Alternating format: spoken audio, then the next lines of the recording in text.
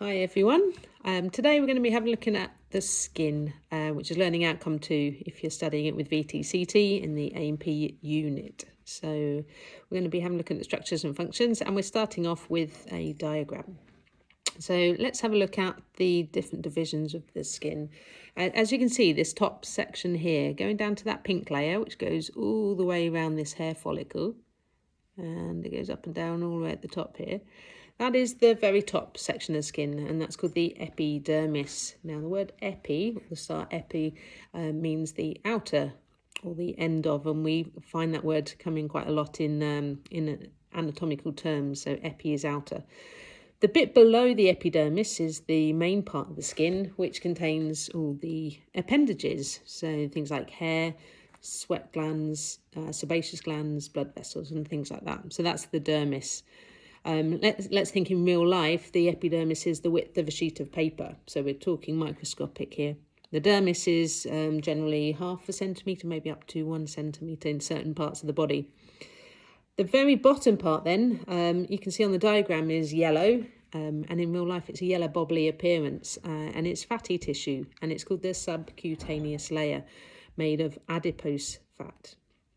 So they're the main sections. So epidermis and dermis being the two main sections of skin, and underneath that attaches it to the connective tissue and muscles and bones is the subcutaneous layer. The next structure we're going to have a look at is the erector pili muscle. Now you can see on this diagram here, the muscle goes to the hair follicle. Now it's got a useful function so that when we're cold, that muscle contracts and it pulls the hair upright. So when the hair stands upright on the skin surface, and if you've got lots of hairs all standing in the same position, it actually causes a still layer of air next to the skin surface, which is really good for insulation. Next up we have a sweat gland. Now sweat gland is an exocrine gland, and it produces sweat which travels through the duct onto the skin surface.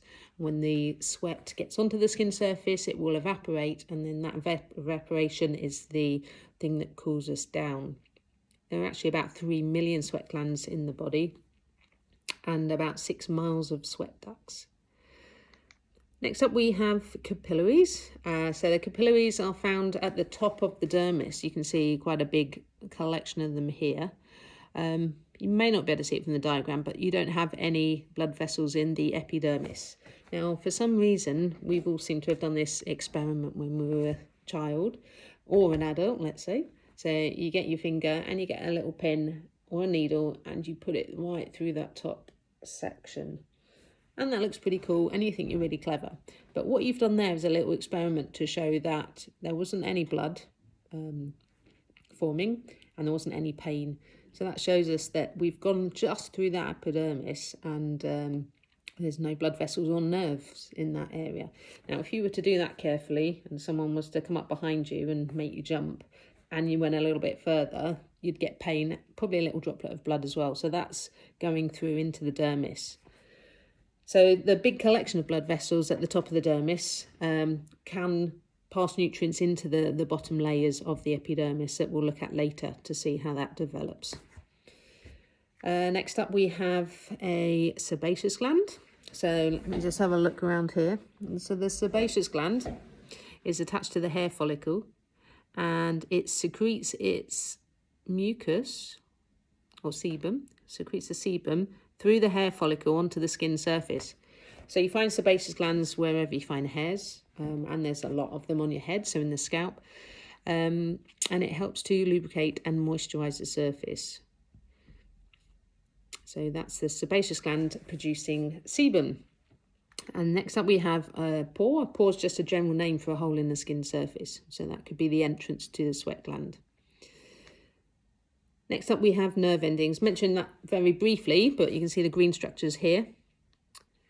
Okay, going up to the top of the dermis, but not actually going into the epidermis itself. So really important for touch and pain, pressure, heat and cold. Okay, I'm going to mention that in a bit. Okay, let's have a look at the next slide. So when I teach anatomy, I normally use acronyms. So we've got quite a few if you are following me. Functions of the skin, we use the acronym SHAPES VD. SHAPES VD. So just have a little think for a moment and think, why are we covered in skin? What's its function? What does it do? And then we'll put these letters with it and give you a little description. So after a quick pause there, and you've got all your answers right. And the first one we're looking at is S, and there's two S's. The first S I've got here is secretion. Now, secretion of sebum from the sebaceous gland, it all starts with S's. And I've said before, this is really good for lubricating the skin and waterproofing it. The more sebum you have on your skin, especially around your face, the more protected from the weather.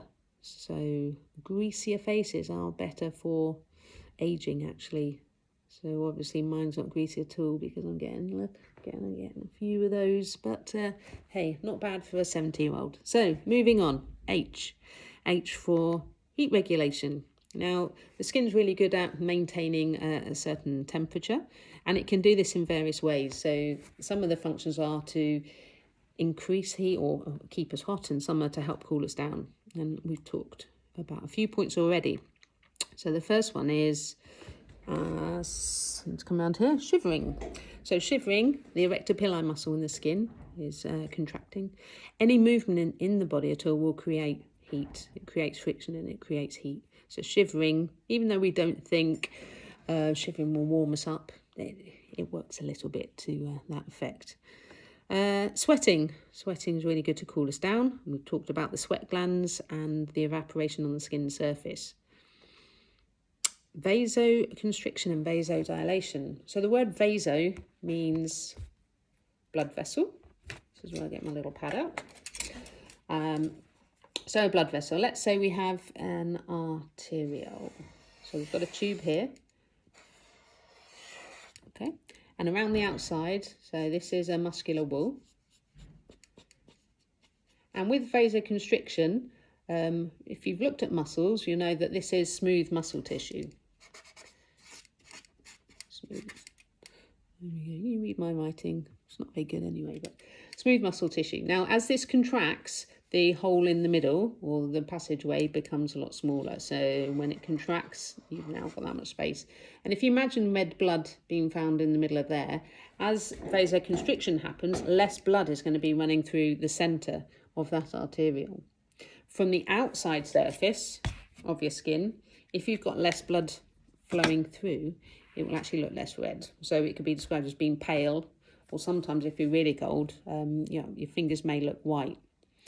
Vasodilation is where these smooth muscle fibers relax, and then the centre of that blood vessel gets larger and it allows more blood to flow through. So if we're really hot, it's a hot day, or you're exercising and sheets go red, then it's your blood vessels are vasodilating, allowing more blood through, which is closer to the skin surface, and therefore trying to cool off. So more blood through the skin surface is nearer the external environment, and therefore trying to cool off. So that's the redness when you get with exercising, and also the paleness that you get when you're really cold. So remember those two words. Next one's a hair standing up on end. We've talked about as well. Let me just show you another little diagram. Right, so you've got your skin surface and you've got a hair. So when we're warm, that hair just lies flat on the surface. With the erector pili muscle engaging, when it starts to work, it pulls the hair upright. So now you've got lots of hair standing upright, causing that still layer of air next to the skin surface. The other thing that happens is the hair follicle around it closes.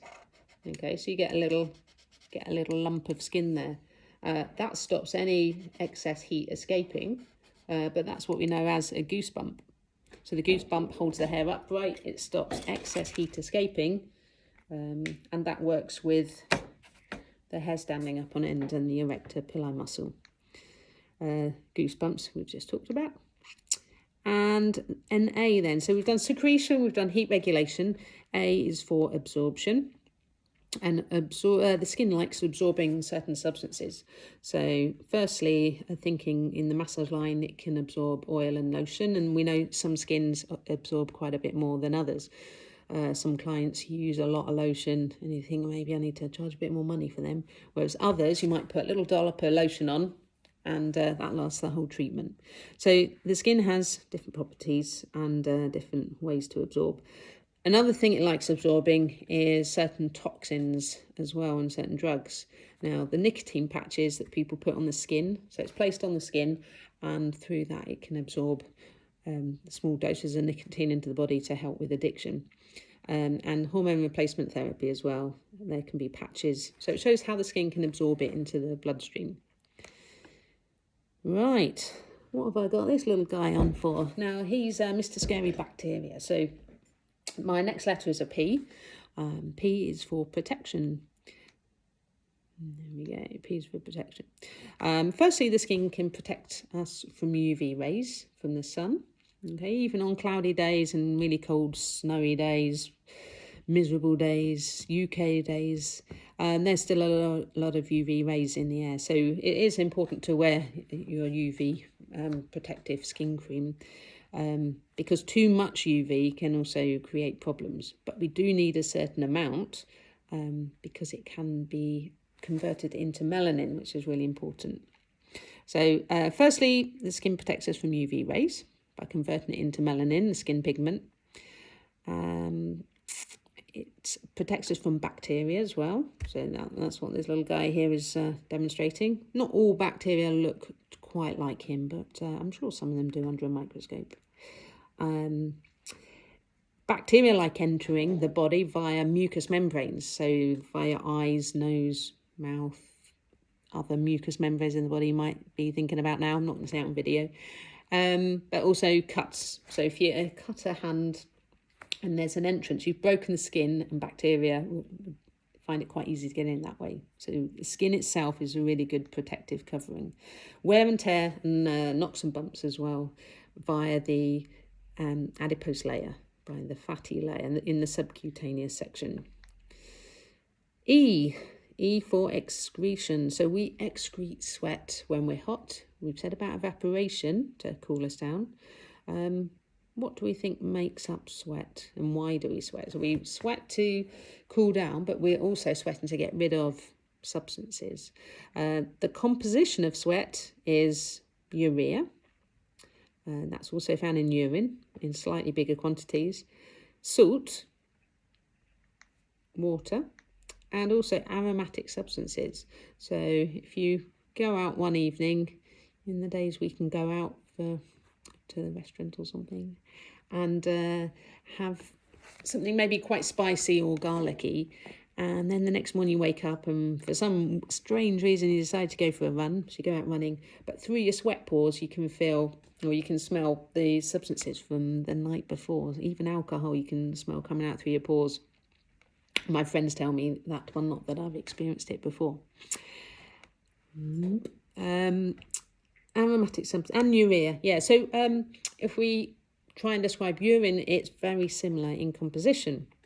So I say when you're hot and you're sweating from your forehead and you wipe it off here, it's quite similar to weeing from your forehead. It's a lovely thought there, isn't it? Next time you sweat. Right. So this must be our final S. This is sensation. So in the skin we have sensory receptors and they can detect certain things. So we've got pain, touch, heat, cold and pressure being 5 different sensations via our skin. Picture there, if you can identify what that's meant to be, is frostbite. I'm going to try and show you how frostbite works.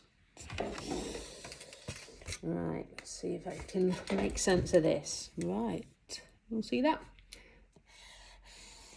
So I'm going to draw a foot. Okay, I should label up my diagrams because you might not get that as being a foot, but keep that to yourself. Let's say that's the big toe, and at the end of the big toe we've got a capillary network. So I'm now drawing tiny little blood vessels, and I'm going to draw a network of blood vessels. There we go. Doesn't that look like a big toe and a foot? Let's get my red out. Okay, so when we're when we're at a normal temperature, we've got lots of nice red blood running through the end of our toes here. Okay, because every cell in the body needs oxygen and nutrients to work. So every cell of the body is going to have a good blood supply. When you're really cold, you're going on an Arctic expedition, and it might actually be as cold as minus 50 degrees C. So I'm going extreme with my explanation. The most important thing to keep warm when we're at really cold temperatures like that, or life-threatening temperatures, will be your internal organs, your brain, your lungs, your heart, etc. Your big toe isn't considered a vital organ to help keep you alive. So a couple of things can happen. Firstly, what's going to happen is remember the word there, vasoconstriction. So this blood vessel will constrict, which means less blood flows through. And then your toes will start to look a bit paler. If even less blood flows through, they might start to feel a bit numb. But there's something called a capillary shunt. So a capillary shunt is where it stops blood actually running right into the toe itself. So you're not going to get any blood in that part of the toe. Instead, the blood is going to divert, because there's lots of different ways the blood can follow. So let's say the blood follows this path, and it doesn't actually go into the big toe at all for quite a few days while you're on this expedition, because it's pulling at the internal organs to keep you alive. And if that's the case, any cells that don't get oxygen or nutrients are going to die. So they'll start to go a bit black, they'll start to smell, they'll start to die, and this is what they can end up looking like. So it's similar to gangrene, but that's frostbite of the toes. Right, should we change the subject to something a bit nicer? What's the next one? Vitamin D production. So in our skin, we can absorb these UV rays, and they can be converted to melanin. And melanin is the skin's pigment. So the darker the skin, the more protection there is from sunlight and from the dangerous UV rays if we get too much. Now, skin cancer can be caused by too much UV rays, and it makes the cells grow too much, and it damages the nucleus as well. So that could be a start of skin cancer. So it's really important that we use protection on our skin, but we do need a certain amount of these UV rays. Certain people, certain cultures, depending on how we cover up ourselves, if we don't go outside a lot, people will suffer with lack of vitamin D, and it can cause bone problems or rickets. So it's like everything, really. A certain amount is good, but too much is a bad thing. Okay, so I have mentioned this, but just to clarify, the two main sections of the skin are the epidermis, the outer section, which is made of 5 layers, and it's the width of a sheet of paper. The dermis is the main chunky bit that contains all the other appendages. And I have written another couple of words in there, elastin and collagen. So elastin is the elastic part of the skin, the stretchy part. And if you want to have a little test here, see how old your skin is. So put your hand out here, and I want you to pinch your skin and then let go. And this does depress me, because I've been doing this for 20 years and it used to disappear really quickly, and now it's getting a bit slower. So my skin is aging a bit. With really old skin, or skin that's seen a lot of sunlight or sunbeds, you might find that it doesn't go down as well. So the elastin starts to be like an old elastic band, that if it's stretched too much, it won't retain its shape or go back to its normal shape. My example of going to your grandma's house who's 90 and doing that on her hand, you can go back a month later and it will still be stuck out probably. Collagen is a plumbing material, and it's found all over the body. It's found in bones, it's found in skin, hair, nails.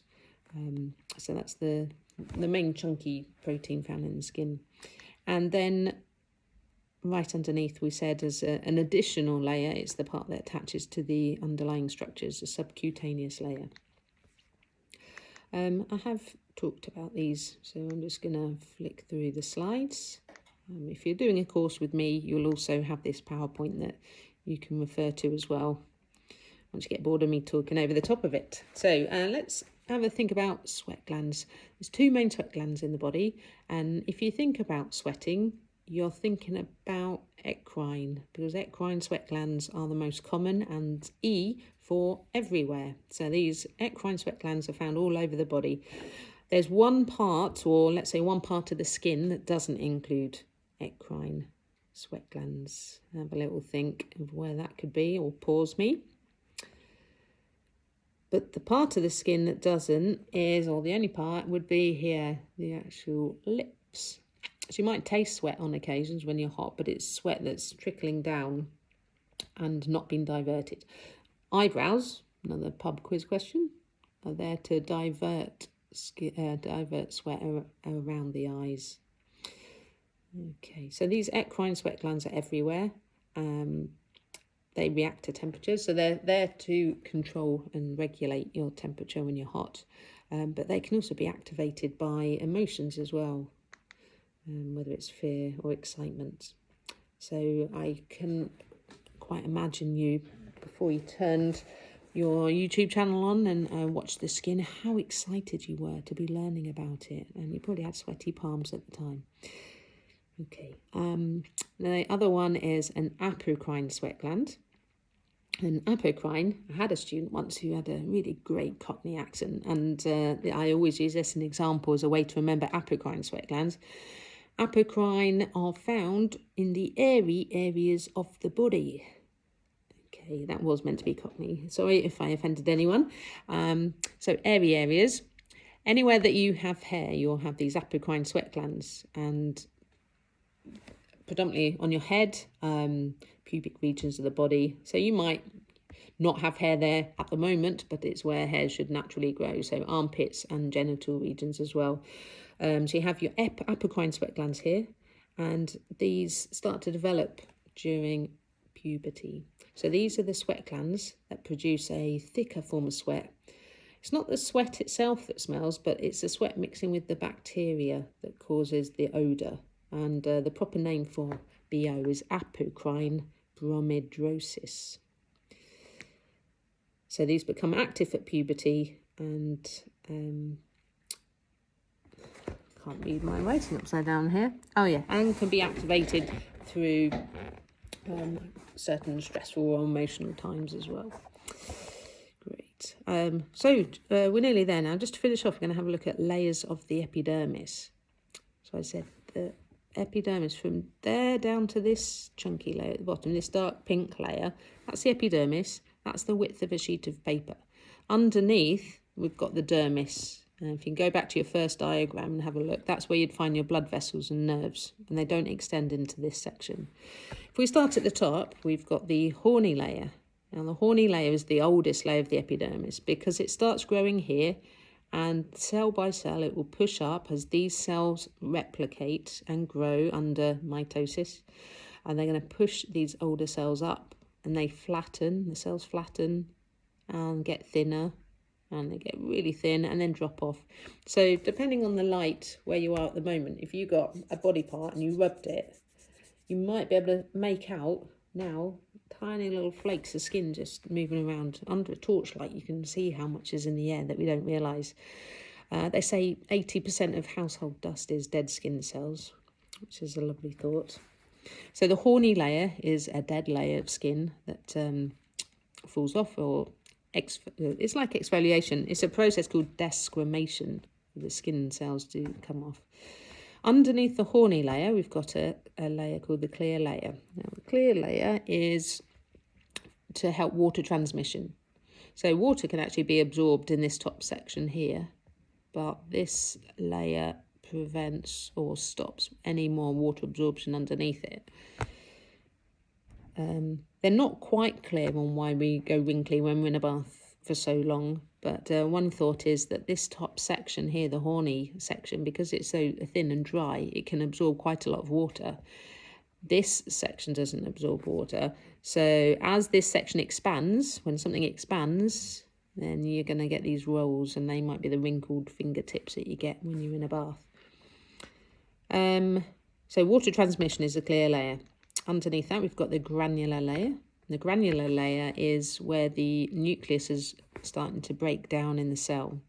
So if you studied animal cells, you've got a big cell here, you've got the nucleus in the middle.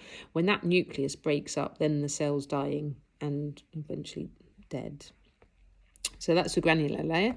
Underneath that, we have the prickle cell layer. And the prickle cell layer, there'll be tiny little fine filaments connecting each of these little cells. And that's passing nutrients between it, because this layer is actually starting to die, but at the moment down here it's alive.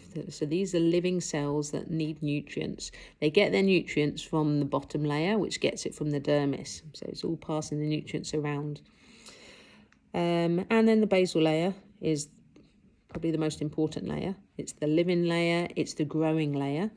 And let's say this one cell here, it's made of columnar epithelial tissue.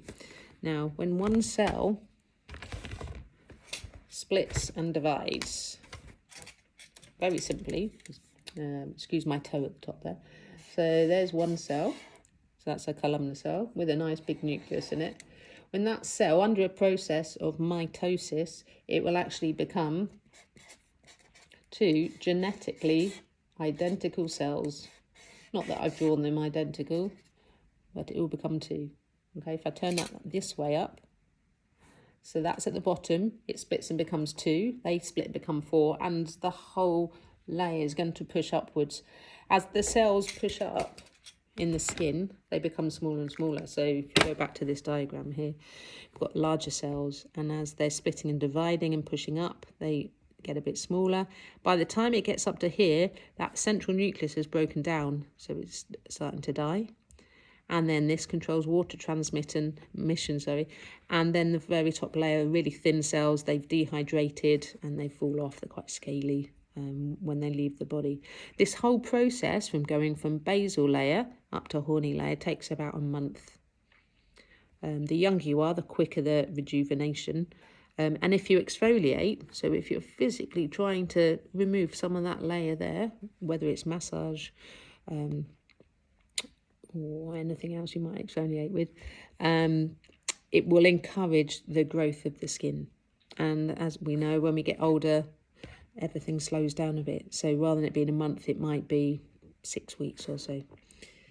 So that is the epidermis with the dermis underneath it.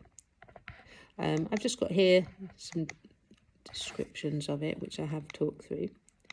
And so again, you can have a look at your PowerPoint for that. I don't think I've missed anything out there. Apart from the word keratinization. So keratinization is where cells start to lose their moisture, start to lose the fluid content. They become harder and more durable, so quite tough. And as this process happens and the cells dry out, the top cells are just tough protein cells that will eventually fall off. So just to do a quick recap, I'm going to swap my laptop with this. Okay, so it's quite nice to see it as a model. At the top here, we've got the epidermis down to this brown layer. And if we turn it around, the brown layer extends all the way around the hair follicles. So the bottom of the epidermis goes around all of these appendages. We can also see, and that's quite realistic actually, this yellow bobbly material, which is adipose tissue for protection. We can see the bottom of a hair follicle here. We can see a sweat gland. So that's the actual gland itself, and this is the duct going up to the skin surface to release the sweat from the top.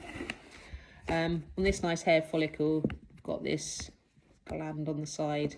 So that's our sebaceous gland, which produces sebum, which goes up through the hair follicle and out onto the skin surface. And again, this model's quite good because it shows how much, look at all the blood vessels at the top. So it's got a really good blood supply. I've already mentioned it doesn't go into this layer here, so it stops at the top. That's actually called the papillary layer of the dermis. And then we've got some yellow structures down here, which are the nerves. And lastly, this one, the erector pili muscle. So when that muscle contracts, that's going to stand the hair upright. Okay, so just a quick recap on the end. So that's the skin, learning outcome 2. Thank you for watching. Happy revision.